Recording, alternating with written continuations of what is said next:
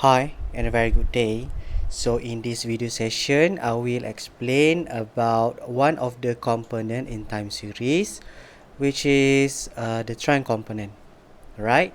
Like I mentioned here, basically trend component describe the general upward or downward movement, okay, and it basically represent the long run growth or decline over time. Okay, and to identify this particular component, it easy for us to just plot a straight line, okay, to whether is there any upward or downward trend. Okay, what are the reason why we need to understand whether our time series have trend component or not, right? The first reason is it will allow the modeler, the forecaster, to understand the historical pattern exists in the data series. So when we see that there are actually a significant trend in our time series, all right, so we can employ a correct model that cater that particular component. Okay, secondly, it will enable the modeler to project past pattern or trend into the future for forecasting purpose, right? Suppose that we have the trend line, and then based on the trend line, we'll we we can generate the mathematical model to represent the trend line, and that based on that particular model, uh, we can forecast, we can project. Okay, and why is it? Because we assume that what happened yesterday will happen again tomorrow. Okay, and next, lastly, it will enable the modeler to isolate or remove the trend component from the actual data. And sometimes when we remove this particular component, we say that it is easier to work with, especially when we're talking about later model in our next chapter. Okay, alright. So let's take a look. Okay, when we okay, this is basically sometimes, okay, what happened, it's not entirely a linear trend. Okay, but of course, in terms of which one that easy to work with, it is always linear trend. So suppose that you have exponential, okay, third order polynomial and so on. It is best for us to transform our data so that we can generate a linear trend based on the transformation data set. Okay, alright, so this is general, okay, general trend line that we can see from our data series. Alright, so how to identify? Basically, we will cover two ways to identify trend component, which is the first, the trend line, and then the second is moving average. Right, so for both technique, I will show you by using Excel. Alright, so for trend line, okay, basically this is the equation. As we can see here, you have, okay, the trend component equals to alpha plus beta t. Okay, t here is the time variables, okay, plus, okay, error term. Okay, this is basically a general term to describe the trend component. Okay, alright, so let's take a look how can we perform it by using Excel. Alright, okay, this is our data series. Okay, this is our data series.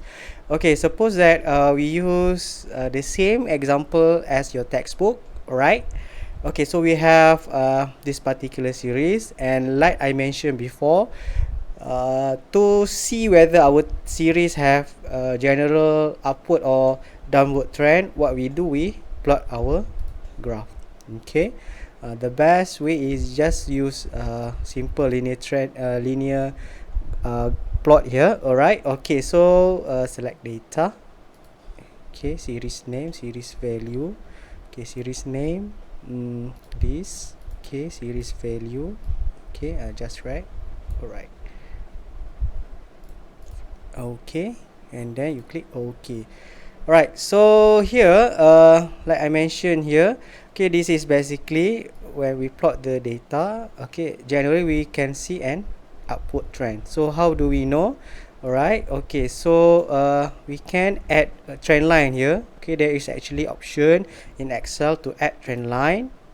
Alright, alright, you get the trend line, and then based on this also you can display equation on chart.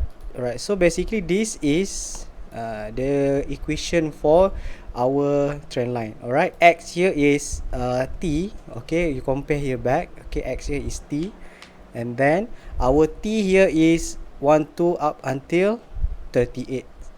Alright, okay, so if you want to edit the axis, alright, it can also be performed.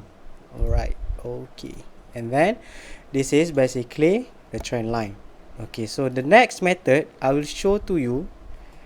Okay, make sure that you get this particular equation. Okay, alright, so the next step to see whether our data series have trend line or trend component or not is by applying moving average. Okay, for moving average, we assume that the data pattern. Okay, now we try to find out the pattern, okay, based on the past observation, arithmetic mean or average.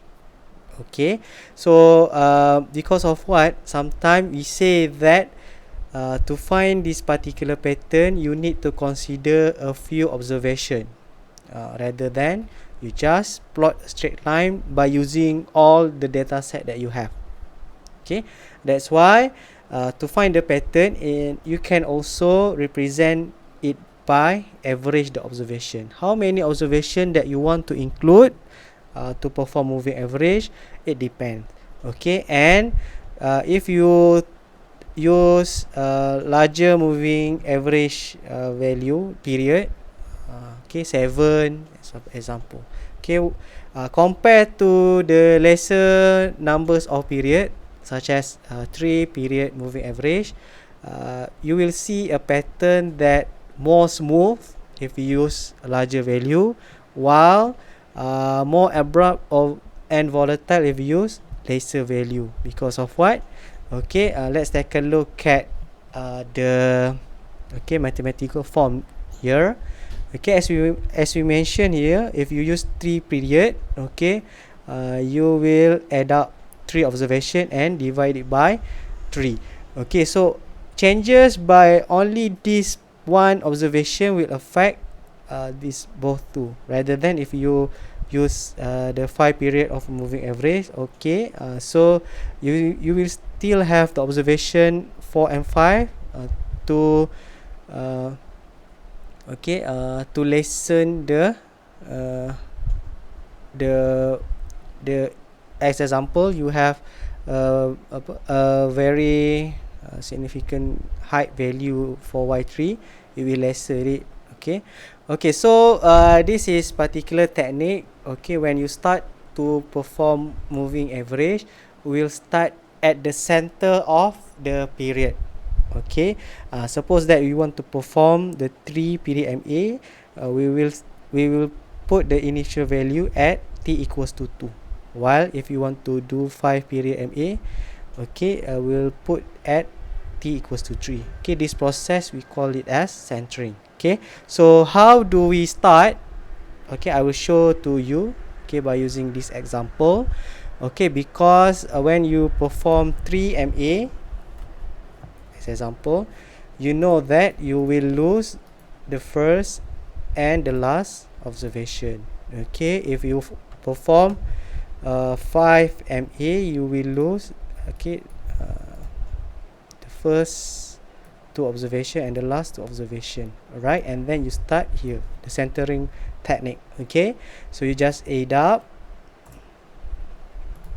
Okay, okay, make sure you select a correct column, correct cell, sorry, and then you divide it by 3 and then enter.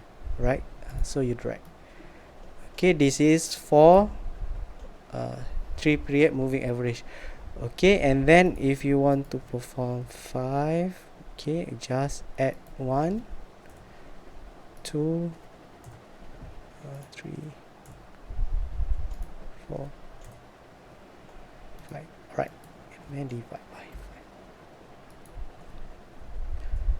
5. Okay, it is actually easily performed if we want a an odd numbers of moving period, moving average. Okay, for even period I will show it later, right? Okay, so I hope that you can perform trend line and moving average by your own self. Thank you for listening. Okay, if you have any question, you can ask using our channel. Okay, and I hope you have a good day. Okay, and thank you for listening. Bye.